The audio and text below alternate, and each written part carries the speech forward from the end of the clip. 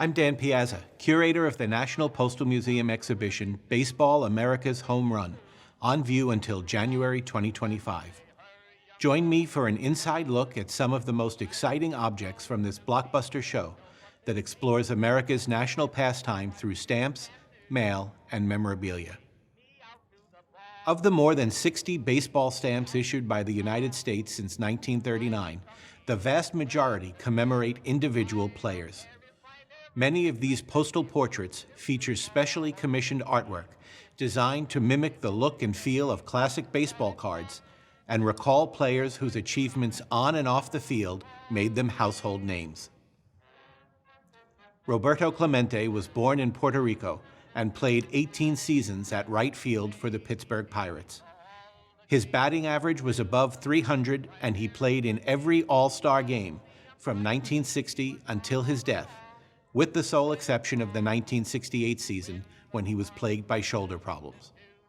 Smithsonian Books author Stephen Wong, who also serves as honorary advisor and a major lender to Baseball America's Home Run, has a closer look. From a young age, according to author David Marinis in his splendid biography, Clemente, The Passion and Grace of Baseball's Last Hero, Roberto had his own way of doing things. He was pensive, intelligent, and could not be rushed. He wanted to know how and why. His most common phrase was momentito, momentito. When he was interrupted or asked to do something, time out, wait a minute, he said, momentito so often that Flora, one of the older cousins who often took care of him, shortened it and started calling him Moment. To his family and Puerto Rican friends, at school and on the ball fields, Moment was his nickname from then on. Moment appears on the barrel of this game-used Louisville Slugger bat manufactured by Hillerich and Bradsby Company. H&B was the maker of the famous Louisville Slugger baseball bat since 1884. This trend was followed by Clemente from his first year in the majors, 1955, up through the 1960 season. Early Clemente bats are particularly rare and coveted for this variation in the facsimile barrel signature, which he abandoned upon claiming his first world championship in 1960.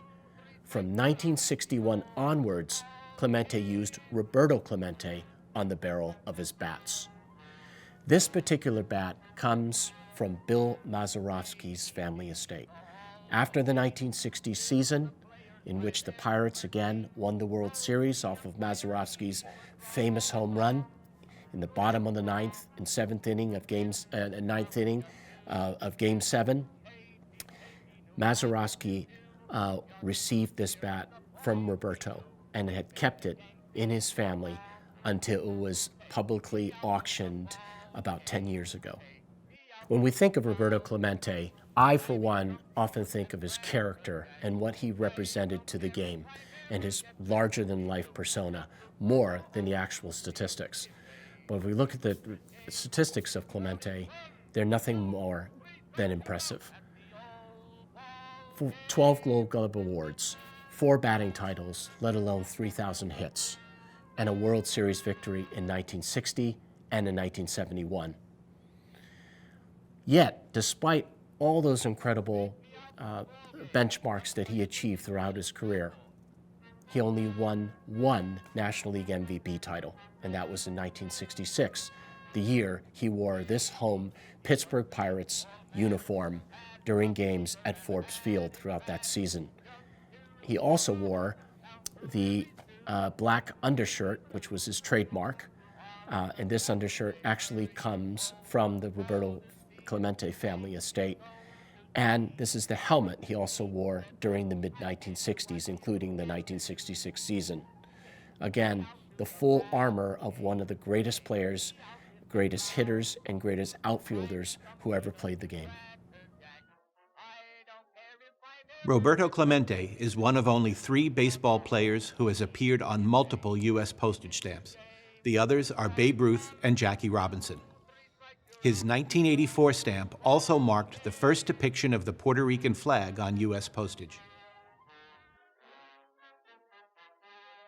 For more on the intersection of postal and baseball history, visit the National Postal Museum exhibition, Baseball, America's Home Run, online at postalmuseum.si.edu/baseball.